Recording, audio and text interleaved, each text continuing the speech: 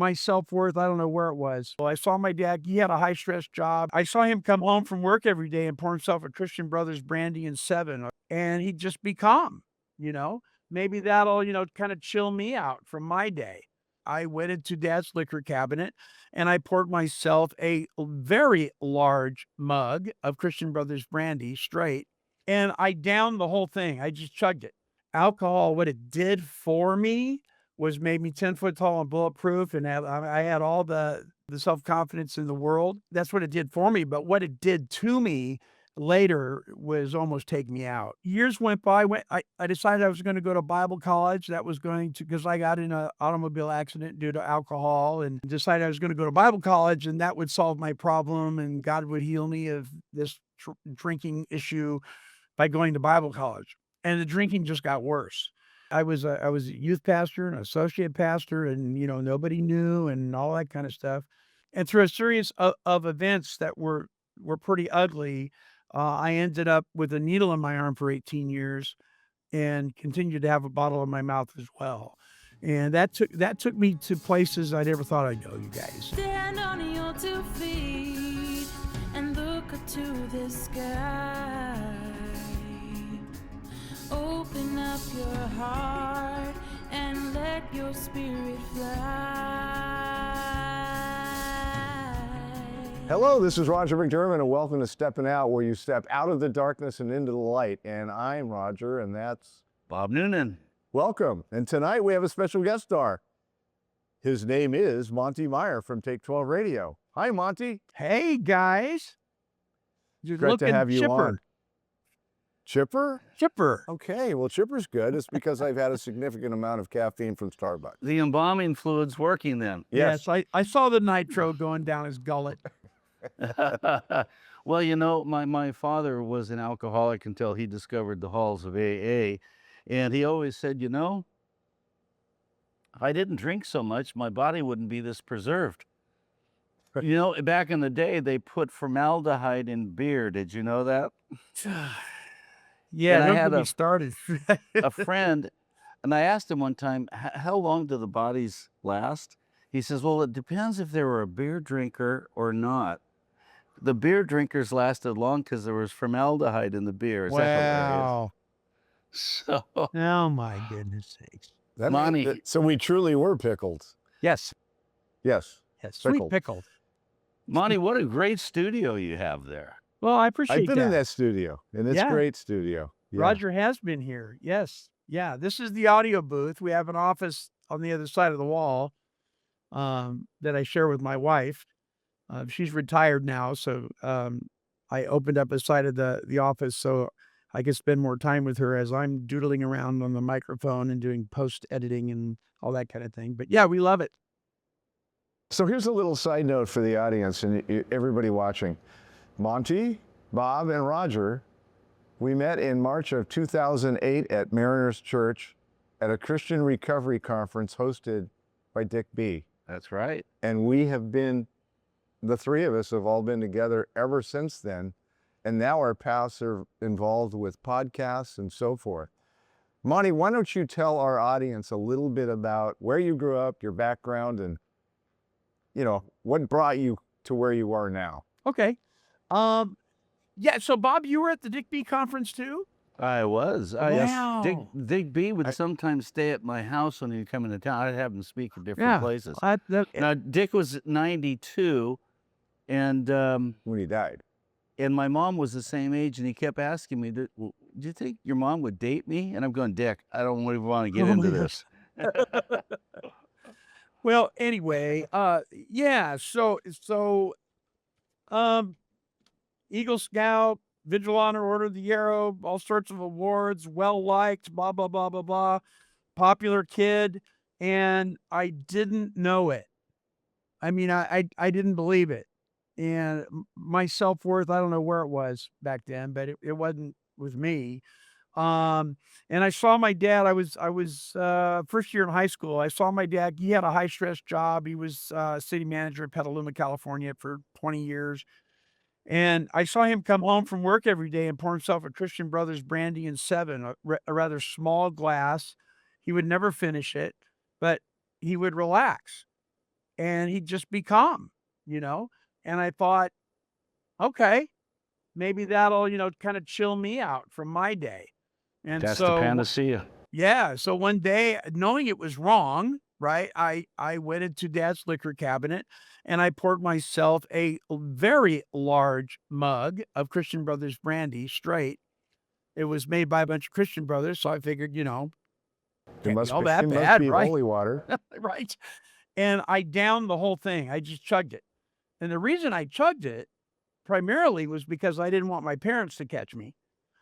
But that isn't the reason why I took the second drink immediately and chugged it, because I was drinking alcoholically before I ever even knew what that meant, right? And something happened in my metabolism that doesn't happen in the normal temperate drinker, and that is that I couldn't stop. And from that day forward, um, alcohol, what it did for me was made me 10 foot tall and bulletproof, and I had all the self-confidence in the world to a point.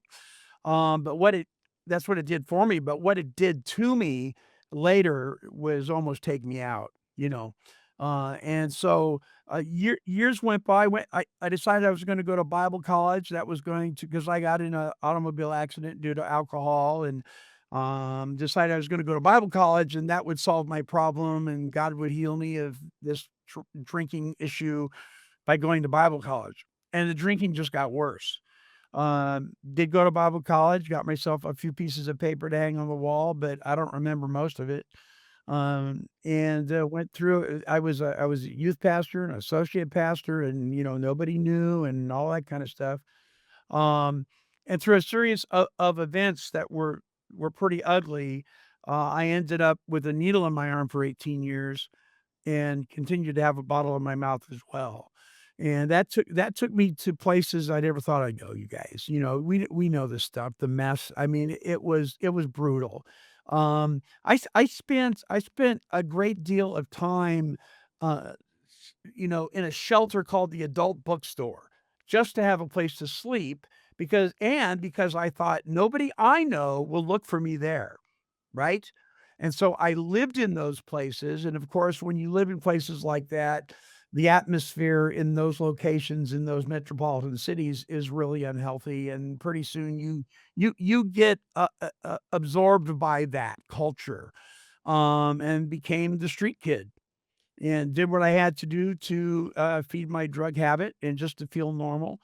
And one day I was, at the end of Santa Monica Boulevard, where it meets the coast. And Roger took me there here not too long ago, because I hadn't been back there since then.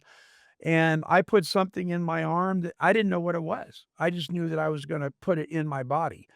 And I literally woke up out of a drug-induced blackout 2 weeks later in Albany, Oregon, and went, went to a buddy's house that I went to college with. I didn't even know if he lived in Oregon, and it ended up through a series of events, he lived right down the street from where I pulled over, um, which was wild in and of itself. And he saw me and he said, "Give me your driver's license and give me your keys." And he did. And, we couldn't find a treatment center anywhere that would take me, because I didn't have any insurance or anything like that. But we did find an adult and teen challenge program in Lebanon, Oregon. And so we didn't know what else to do. So that's where I went. And though it was not something that I would favor today, but it was a safe place for me to land. There was sobriety there, and it was safe enough for me to be there until I could, get to feeling like myself again. One thing led to another, and I ended up being the first outreach coordinator for Adult and Teen Challenge Pacific Northwest. Worked for them for a while, and eventually became the education coordinator for Adult and Teen Challenge Pacific Northwest, here in Lynn County, and retired from that job here not too many years ago. But in that whole process of that stuff, I got involved in my 12-step fellowship. I found that the church understood the solution, but not the problem, and the 12-step fellowship understood the problem, but not the solution. And I was like, we got to meet somewhere in the middle here. And my 12-step fellowship literally, and my sponsors, they really did. They saved my life. And teaching me how to apply and implement the spiritual principles, biblical principles within those 12 steps is what happened. And I was in another 12-step meeting, and I was reading out of their literature, and somebody asked me to read it, and I said, "Sure, I'll read it." And I was reading out of their literature, and a guy stood up in the meeting, and he said, "Hey, Monty, why don't you keep your opinion to yourself and start your own talk show and leave the rest of us alone?" That's what prompted Take 12 Radio? Yeah, that's what prompted Take 12 Radio. A resentment. A resentment. Yeah, the guy's name was Waco. I'll never forget his name. And I said, well, okay. And I came home. I came home that day. And now several years of sobriety under my belt at that point. I came home that day, and there was a message on my answering machine from a gal named Sonia Lee, who was a recovery recording artist, a title that I've kind of coined and given people over the years. There was no such animal, but I called her that. But she said, "I saw an email that you sent," and this is back when the only email was Prodigy or AOL. She said, "I saw an email you sent to a guy who you were sponsoring who has moved to Nashville. And I really don't like your opinion at all, but I think it would make great copy. Have you ever considered doing like radio or TV or," and I went, "What?" And I just heard this other guy say what he said. I said, "Tell me more." And so she put me in touch with a guy named Tom Sumner out of Virginia Beach. And Tom got a hold of me, and you had to know how to write code to build a website back then. And he taught me how to do that. He all over the phone. And with a Prodigy and AOL hookup and an old beat up computer and a microphone that I got from Goodwill for about 50 cents, we recorded an MP3 file, and we started Take 12 Recovery Radio. What year was that? That was 2004. Okay. 2004. 21 years ago. So your first drink, you were 15, is that correct? Probably 16, yeah. Okay. And your Yeah. last drink, you were how old? Well, that was, see, this is why you're not supposed to stop counting. So I just celebrated 20, did I celebrate 28 years or 29 years? Wasn't for a flashback, we'd have no memory at 28 all. years. 28 Did you hear what years. Bob said? Yeah, if it wasn't for a flashback, we'd have no memory at all. I'm telling you, no. And, and I was coming home from Portland, Oregon, with a CB radio on in my car, and I was listening to truckers on the CB radio guide me back to a safe place because I was all over the road because I was whacked out on meth and alcohol. To this day, I don't know if those voices were even real. There was probably a good 20 white cars of all the same model guiding me back to this exit where another friend of mine who was a pothead said, "I'm going to guide you to your house. I'm calling your wife and your sponsor, and we got to get you home safe." And those cars guided me to that exit outside of Albany, Oregon, and then they left. And to this day, because when you're on that stuff, you don't know whether it's angelic beings, demonic beings, methamphetamine psychosis. You just don't know. But I got back safely and ended up in treatment, and I was at that treatment center for 3 days, and I left skid marks. I got out of there so fast. They wanted me to worship these crystals and do this weird stuff, and I had enough of Jesus to know better than that. Again, though, it landed me in a safe place for a few days, right?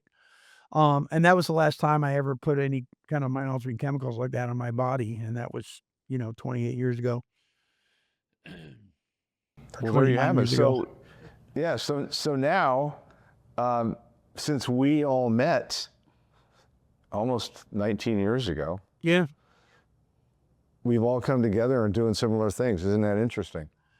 It's Because also at that meeting that we met, that Dick B sponsored and put on, Dale Marsh, yes. who's the pastor from the Nazarene Church in Oroville, was all part of the Came to Believe team that we're all part of now. And I got saved in a Nazarene church. You can't make this stuff You up. just It's can't. like, It's I just tell people about it. It's like you can't. Well, wait a stick with- minute, guys. Yeah, go ahead, Bob. Okay, Monty, I got a question for you. How Yeah. many Nazarenes does it take to change a light bulb? how many, Bob? Change? Well,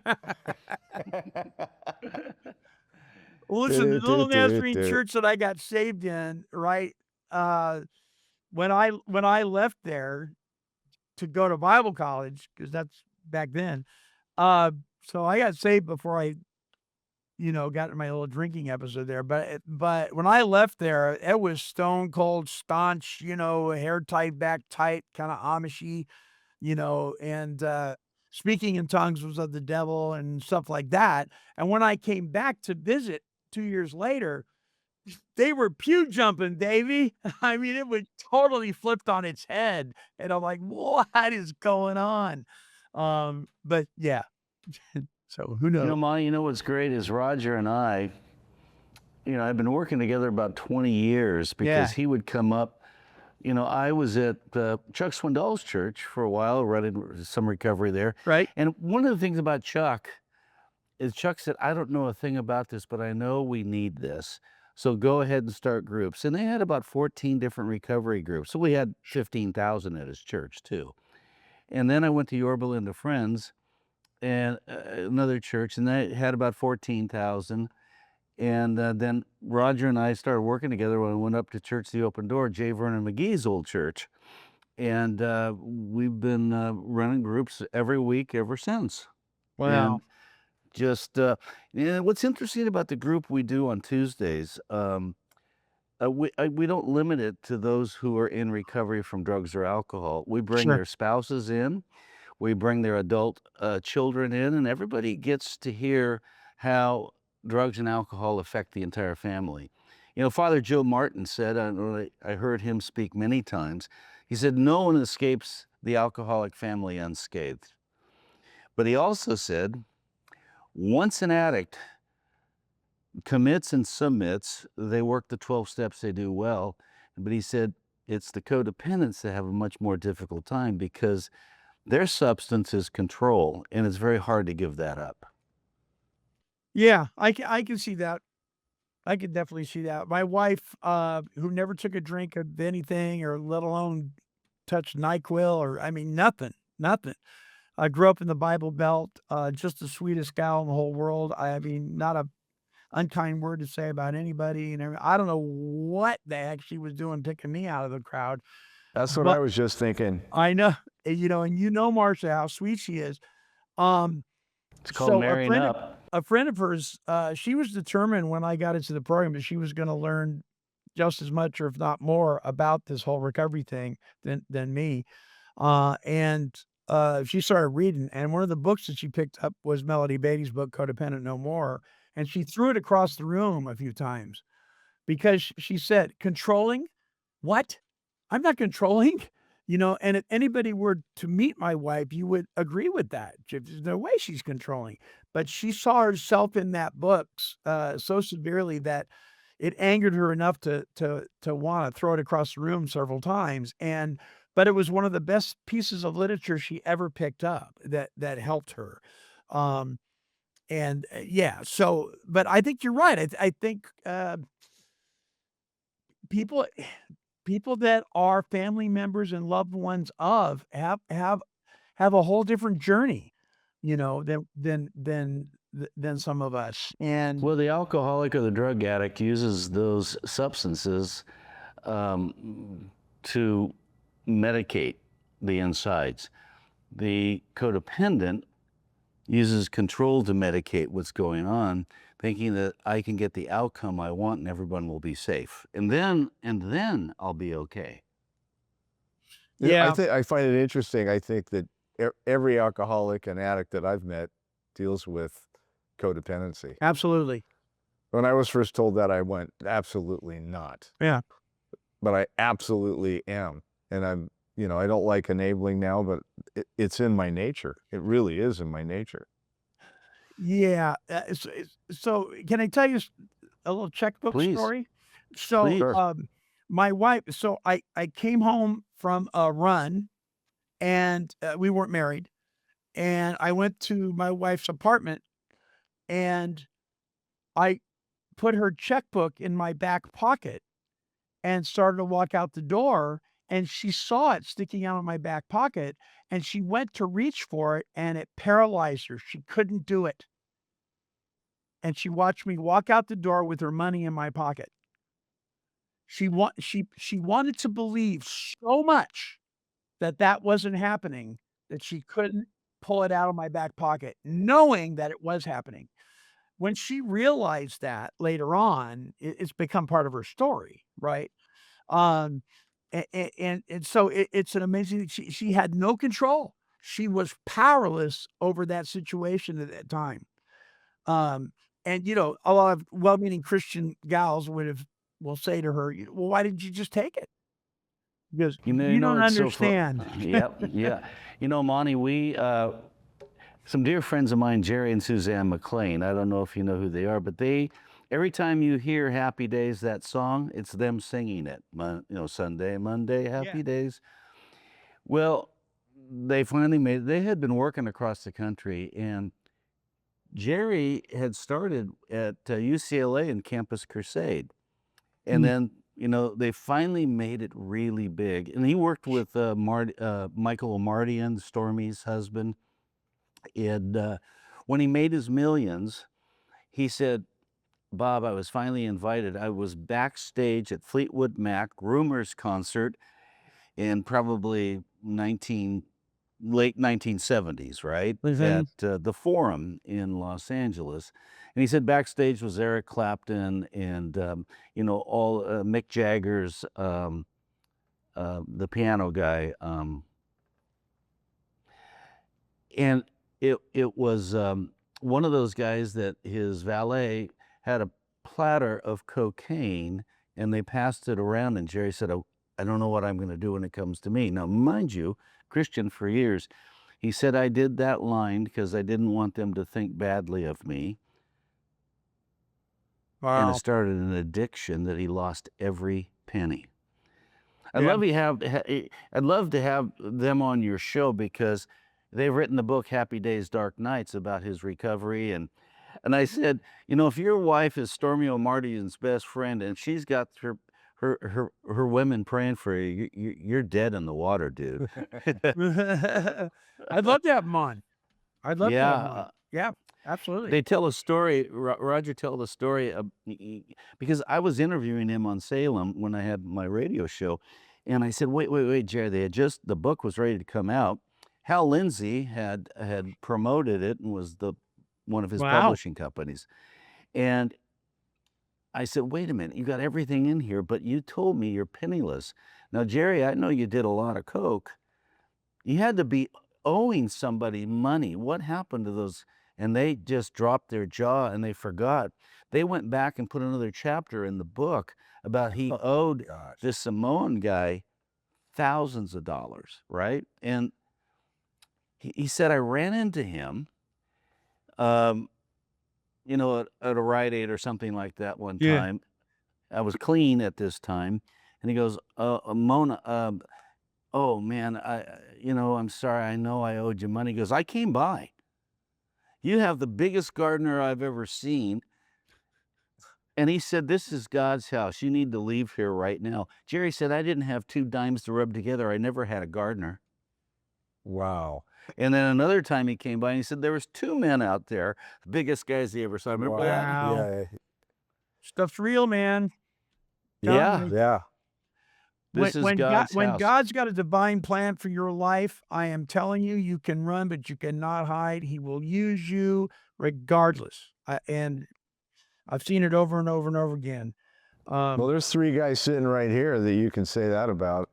Yeah. Absolutely. None of us were planning on being part of this journey 30 years ago. It's a trip, brother. Roger, every time you introduce somebody to me that I haven't met yet, and you say when we met and all that, I pinch myself because it's yeah, it's hard to fathom, you know. It just is. It's what a gift and what a hoot the whole journey is, really. You know what I mean? And it's Well, like the most Yeah. wonderful thing that's ever happened to me, you guys. It's like I chase after it like a diamond ring instead of an old slipper, if you know what I'm saying.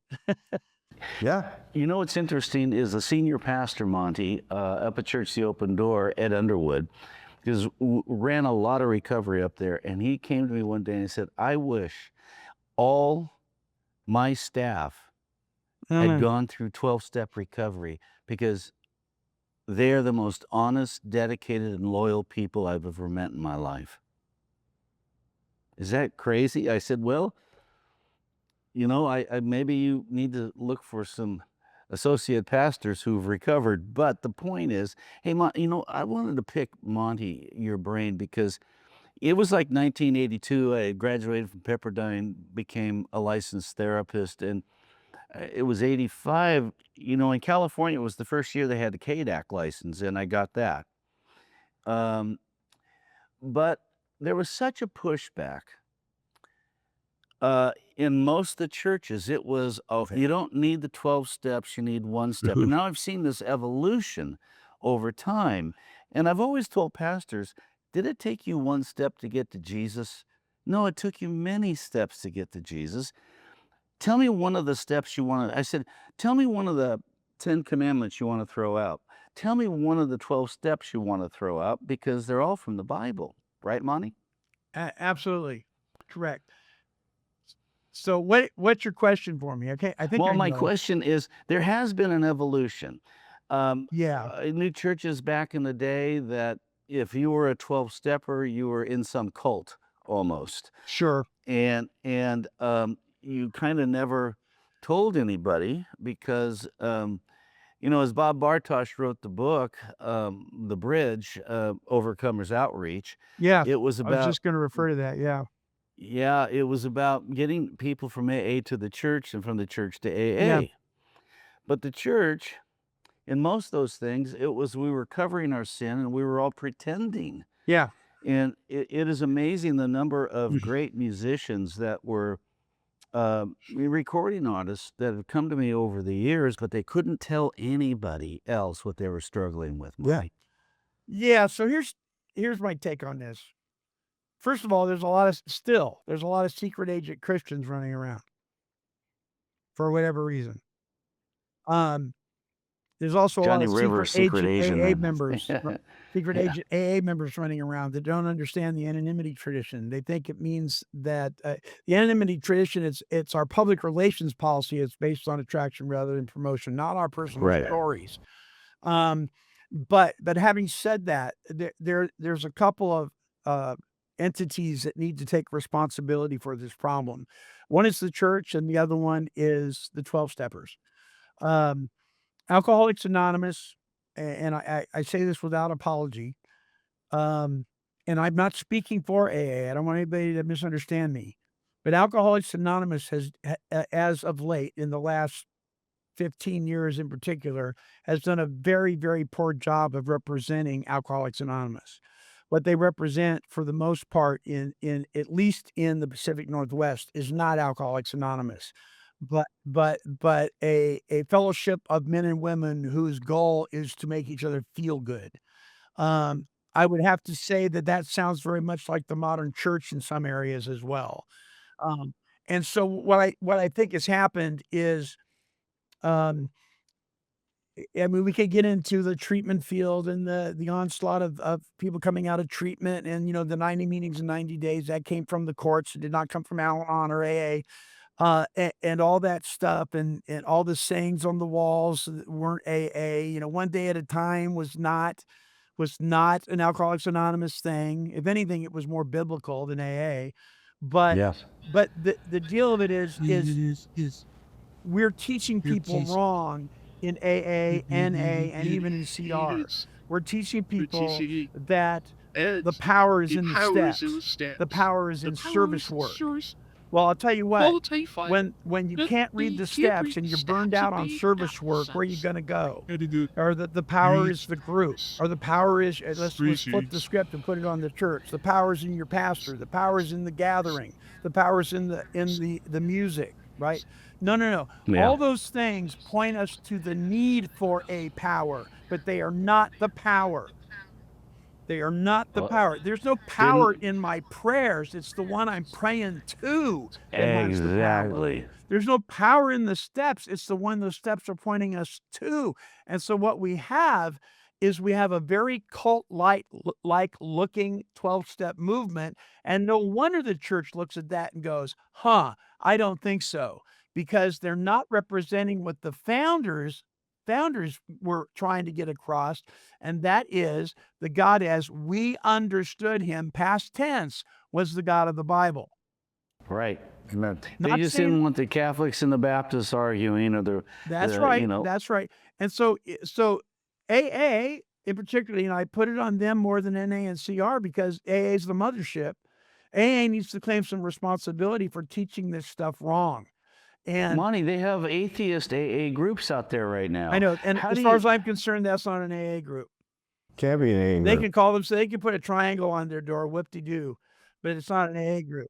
You know what I'm saying? Paul said it, where the power is, I can do nothing on my own, but I can do all things through Christ who strengthens me. Yeah, and that doesn't mean you can fly when you jump off the roof of your house. Come on, people. Well, how we make silly arguments for things, right? Now, the church needs to This take whole- some I responsibility. can do all things in God's will. Yeah. Yeah. That's The the church point. needs to take some responsibility. And so I've heard it too. I've got some well-meaning pastor friends that say, well, all you need is one step. I've heard that. I say, okay, what is the problem? I ask the same question. What is the problem with whatever step? What is the problem you have? Well, there's 12. What? Okay, wise guy. Let's just take the numbers away. Take the numbers off the page. Okay? So now do you have a problem? Well, and usually what it comes down to is their misunderstanding of the higher power phrase or or God that's as we always- understand him phrase, Right. because AA's taught it wrong. So no wonder they get a bad taste in their mouth, right?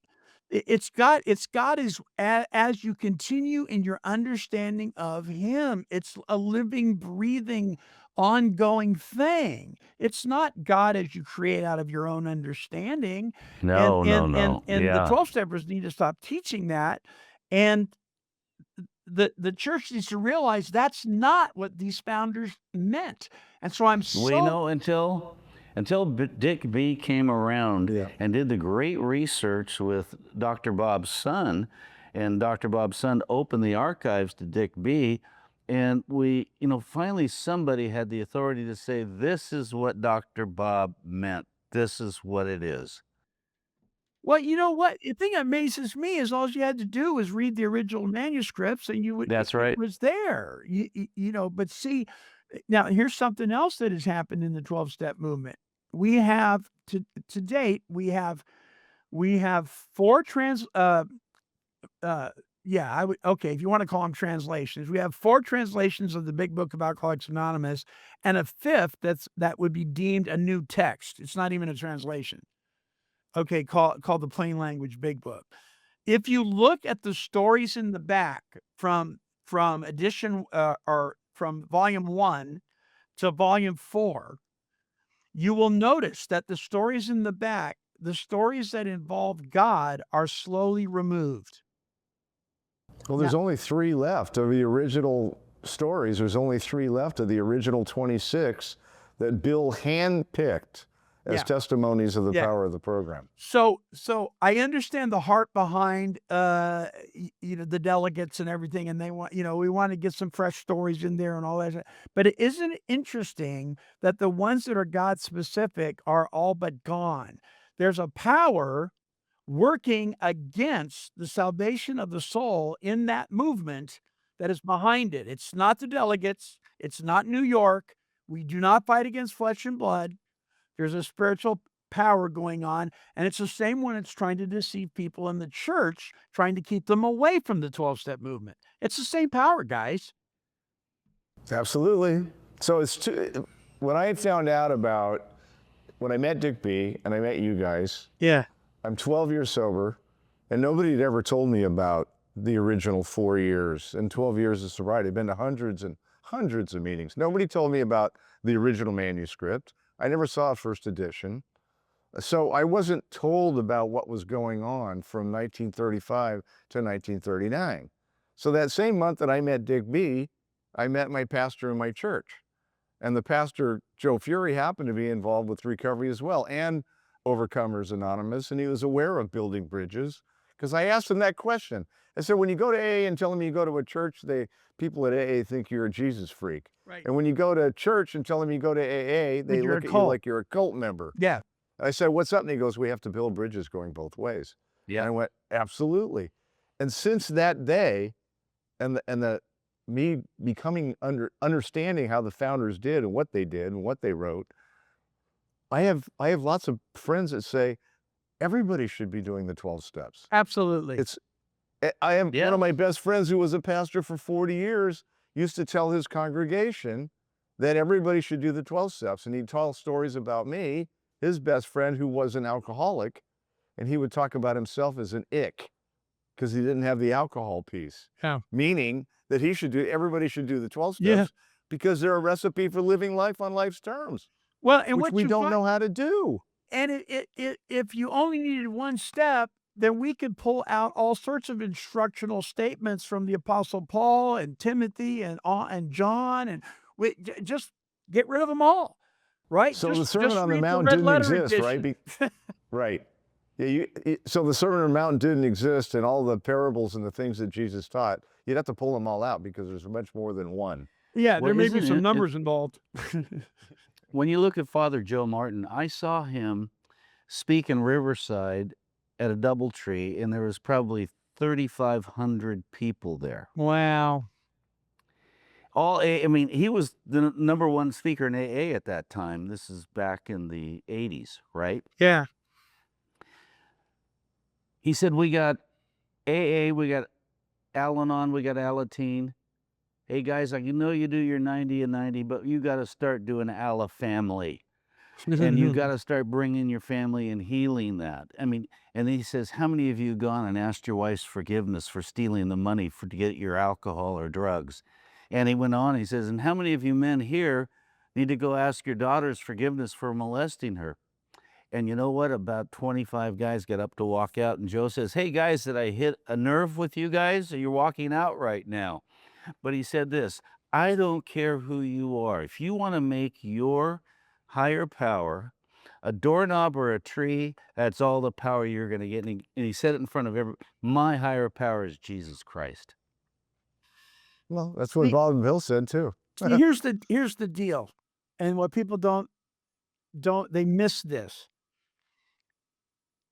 Yeah, do we say any place is good enough to make a beginning, provided it makes sense to you? Yes, we do say that. The word there is beginning, to make a beginning. The whole point of the 12-step process is to move on from there. That's the whole point of the process. Otherwise, there'd be no movement at all, right?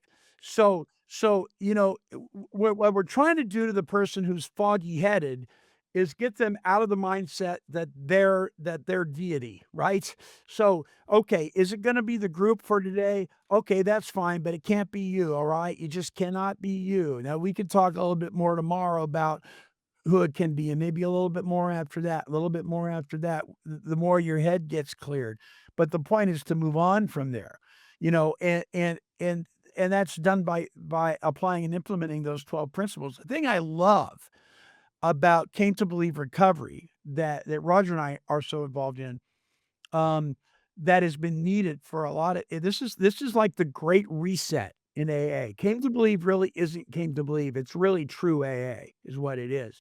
And that is these guys, and I love groups like Overcomers Outreach and Alcoholics Victorious and Overcomers Unanimous and Alcoholics for Christ and all these different faith-based groups and so celebrate recovery. But you know what? We don't have 6 to 16 months to work these steps. These guys are dying now. We need to take them through those steps. We need to do it in a day to 3 days, get them to a place where they can have a spiritual awakening as a result of those steps, start to develop a relationship with the God who is God, and then continue in the process of working 10, 11, and 12. We don't have time. Okay, after we do step 3, I'll meet with you next week and we can start step 4. No, it says next we launch. That means immediately. That's because these guys understood that. The founders did. These guys were dying, guys. They were dying. I always like to make the same analogy. When you were drinking and using, did you wait a week before you got your next fix or drink? Heck no. No, you wanted it a minute ago. Well, it's the same. You put that energy, Dr. Bob said, put half of that energy into getting your next drink into this program. It will never fail you. You know, my father stopped drinking in 1962. Well, that was his first time, but he was sober for a long time until he got cancer. That's a long story, but his brother, they're all Irish Catholics from New York, okay? And so I think mother used a lot of whiskey on their gums when they were infants. And so my Uncle Jerry flies out, and my mom's fixing him breakfast, and I'm 10 or 11, and I'm listening.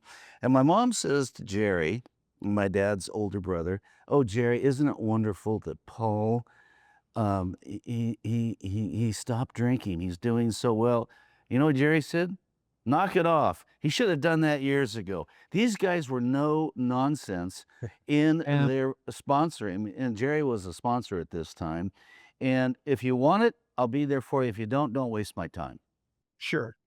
I tell the guys I work, I go, I'm not chasing you down. You know, Right. I'm not going to chase you down. You don't show up. Well, it's Later. that softer, easier way they're looking and to wrap. You know, one of the things I was looking on your podcast was one of the things, how to fire a sponsor. I was laughing at that one. Oh, the show we did on. Yes. You know, you got truth versus denial, gratitude. We've done a lot on gratitude. Expectations. Well, you know, that's one killer, you know, for living not one day at a time, but expecting certain things. But that's our narcissism anyway. Isolation, guilt versus shame. I like, tell me you did a show on valid complaints. What's a valid complaint? A valid, Yeah, a Monty. valid complaint, in some people's imagination, don't exist. Right, Roger? Yeah. So I've coined a phrase my first year in sobriety of a guy that I met who started the meeting that I got sober at almost 29 years ago. His name was George. And I walked in to the meeting and said, "Hi, George, how you doing?" He looked at me in the eye and he said, "I have no valid complaints." And I went, and I stole Yes. that line on the spot. And I love it. because in reality, I have no Yeah. valid complaints. So I stole it Monty from- did his show on valid yeah, I complaints. did. And he wasn't able to be there that weekend, so it was great. We had fun with it. But I stole it from Roger, and I told my orthopedic surgeon a few months ago when I went in to get my knee shot. He goes, "How you doing?" And I go, "I have no valid complaints." And he just laughed. He goes, "That's the greatest thing I've heard all year. I'm going to use it now." He says it all the time. You know, here's the thing. And Roger knows this to be true, and I have a lot of tongue-in-cheek fun with it. But you can ask my wife. I'm the biggest whiner on the planet. I can find something to complain I'll about. reinforce that. I am telling you. I mean, you know, people just need to do what I want, for crying out loud, right? And so why wouldn't they? yeah, why wouldn't they? And so when I first heard Roger say that, I thought, that is so great. Do I have a lot of complaints? Perhaps. Are any of them valid? Not really.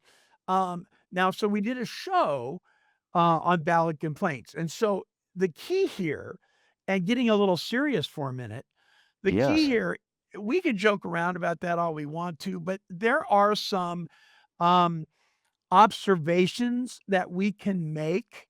Now, I'm not talking about inventory. I'm just talking about observations. And we can make them, and we can maybe suggest to the powers to be that something be done differently. Maybe it's an experience you had at a restaurant.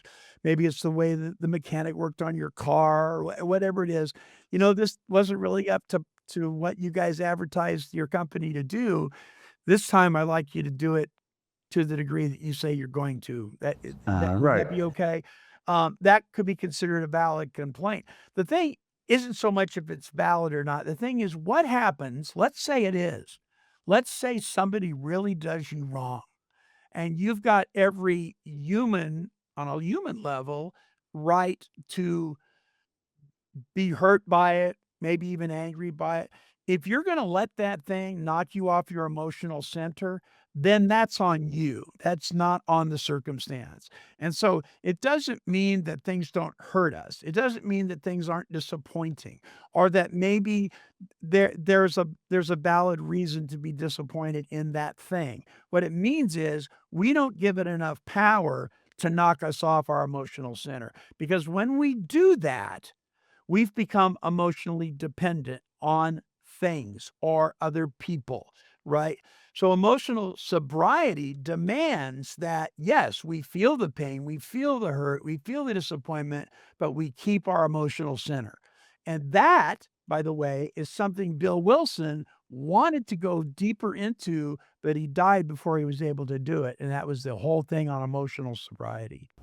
You know, Monty, I've run hospital programs. I actually wrote the state license for charter hospitals when they were here in California. And so I've noticed that I had people come, they were only there a day or two. They weren't even detoxed yet. And they came to my office and they're telling me how I can make the program better. Right? They hadn't even been in the program a day. And I have these sober living homes.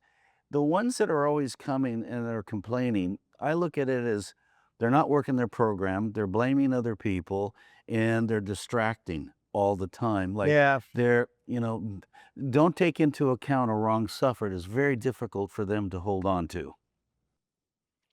Well, yeah, because they think people misunderstand. They think we're saying that they're not supposed to feel the pain or experience the disappointment or the hurt. We're not saying that.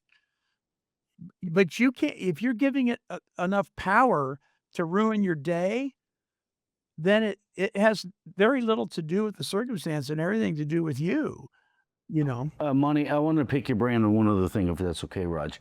Is that there's a movement today, and I went through this in the 80s. In the 80s, if you're doing hospital psychiatric work with recovery, there was a movement called Gestalt where you push people into their worst problems or fears. Yep. And what Gestalt therapy. typically happened was they relapsed because they had no coping skills. And I've always told people, you work the 12 steps and then come back and you'll have the coping skills and we will work through the deeper stuff. But just get this done right now. There's a movement today that says the 12 steps really doesn't work for some people, and we have to go to the deepest wound. Jesus said, come to me, all who are weary and heavy laden, I'll give you rest. That's a process. That's not a quick fix. And with most addicts, we're addicted to the quick fix. Yeah. So I have to say that I will agree with some of the opinions that are coming from some of I won't name the centers, some of the larger organizations, professionals that say the 12 steps don't work for everybody. And I'll tell you why I agree with that. Because it's the 12 steps that are being taught the way they're being taught that don't work Right. for people. It's not the way they were originally presented. If they were presented in that method, I guarantee they would work for everyone. Yes. Yes. But they're not being presented that way. They're being presented with all sorts of, well, ifs, and this is what you got to do, and you got to call me every day for 30 days, or I'm going to fire you, and you got to mow my lawn if you're willing to go to any lengths. All this stuff that's not even in, and so people say, well, that's not going to work for me. Well, of course not. But guess what? You're being sold a counterfeit 12-step movement, and that's why it's not going to work. And so I get it. I get that. The other thing is moving through it quickly. Just, and Roger will attest to this, just because we say we can do these 12 steps in 3 days Right. doesn't mean that we're not going to continue to live in 10, 11, and 12 for the rest of our lives. It's Where just, all the pain is gone. right. We're going to be living in this living, breathing movement of continuing to engage with our Creator, right? And to have Him show us where we may need to right wrongs in the future, and work with others in improving our prayer life and all that. Because when you do that stuff, this other stuff grows dim, right? It grows dim, and pretty soon you can't even see it anymore. But we got to get there quickly. We got to get to step 10 quickly, because if we don't, we might we might lose the guy or gal. I think getting to that step is really important. But, you know, if you look at the National Council of Alcohol and Drug Addiction, Yep. um, My out of mentor the is alcohol, one of the main yeah. advisors for that. Well, I don't love their stats, but their stats are eye-opening in that how many young girls and boys are molested in drug-addicted homes, you know, either by the parent and or other people that come into that home. The emotional, psychological, physical abuse.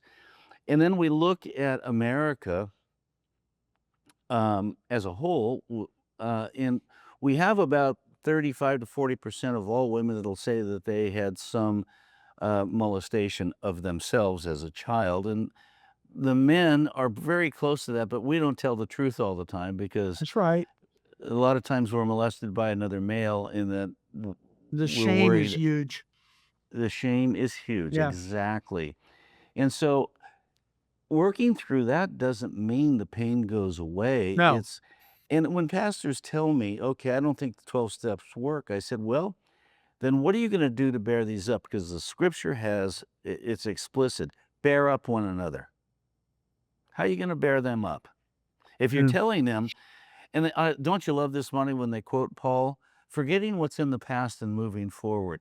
Well, that would violate Jesus say, come to me all who are weary and heavy laden, because if you're weary, it happened in the past. If you're wounded, I'll heal the wounds of the brokenhearted. That happened in the past. Yeah. The out of context thing is something we just love to do, don't we? Alcoholics and addicts are pros at taking things completely out of So context. when I ask a pastor, or a pastor tells me 12 steps won't work in this church or whatever, then I go back to like what you were saying. Okay, tell me the step that you disagree with or you think that won't work. And in every case, it's usually one of two steps. You know, it's usually the God as we understand him step, right? Or it's the amends step. Because they have no practice on how to do amends and all that kind of thing. And so I'll ask them, "What is it about this step that you say won't work?" And when they tell me, I say, "You know what? You're right. If that's the way you're teaching it, it won't work. If that's the way you were taught, it was wrong. Let me show you," and I'll open up the book and a little history. "Let me show you how this was meant to be." And then they go, "Wow, I did not realize." I know. Not your fault. I challenge Monty, any pastor to read step 3 prayer, the 3rd step prayer, and the 7th step prayer Right. in the Came to Believe guide as it was originally done by Clarence Schneider and the founders, and tell me that they have a problem with that. Yeah, they won't. They won't have a could problem. not. Yeah.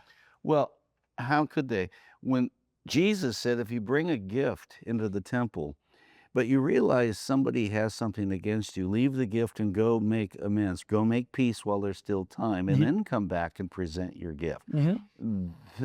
That's making amends. I mean, that's action. Yeah, and that's somebody has something against you, not you have something against them. If you suspect somebody's holding a grudge against you, Right. you need to go figure that out. There's so much freedom in it, you know. But yeah, sometimes it's just a matter of semantics, guys. And when we break through that, leadership in the church goes, "Oh, okay, that makes sense to me now," you know. But yeah, it's an uphill battle, my friends. It is, but we just got to keep plugging away at You it. know, Monty, we've just scratched the surface here. I love doing this with you. Yes. Yeah, it's just fun. And you know what? I think the next time Roger and I go up to see Barry McGuire in Sequim, Washington, I think we'll take a little detour. Go to stop Albany and see you. That And would you're- be yeah, wonderful. That would We'll be come to your studio. We'll make it work. Absolutely. That'd be, yeah. And you know what? As long as you're wearing that Hawaiian shirt. Now, what's the weather up there in Oregon right now? Right now, it's about 68 degrees. There's no wind. It's nice and wet, which makes everything nice and beautiful.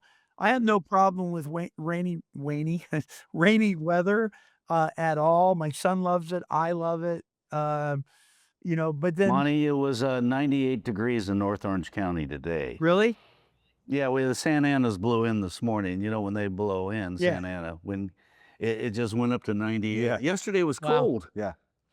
But I don't, it So- doesn't matter. The only weather that I have a hard time with is stuff like Phoenix. And people say, well, it's a different kind of heat. Let me tell you something. I don't care. I don't care if it's a Westinghouse oven or a new narco oven. Heat is heat, man. Wet That's or dry. 120 degrees down there. Oh my gosh. Well, Monty, God bless you, Roger. Great seeing you, my friend. You know, we're together a lot, so Yeah, we we have are. to do this again. Yeah, so for Roger McDermott and for Bob Noonan, we're going to tell Monty and our audience, thank you for watching. Stay tuned. We'll be doing... Yep. Oh. Monty, how can they watch your podcast? Oh, yes, yes. please. Yes. I'm sorry. Simply No go problem. to take12radio.com. That's TAKE, the number 12 or the word 12, doesn't matter. Take12radio.com. And we're on all major podcasting platforms that are listed there. All right, so for Bob Noonan, And Roger McDermott, God bless. bidding you a fond goodbye. God bless you guys. Later, guys. See you till next time. Don't grind gears no more. You don't need another score. Don't try to run away. It's the dawn of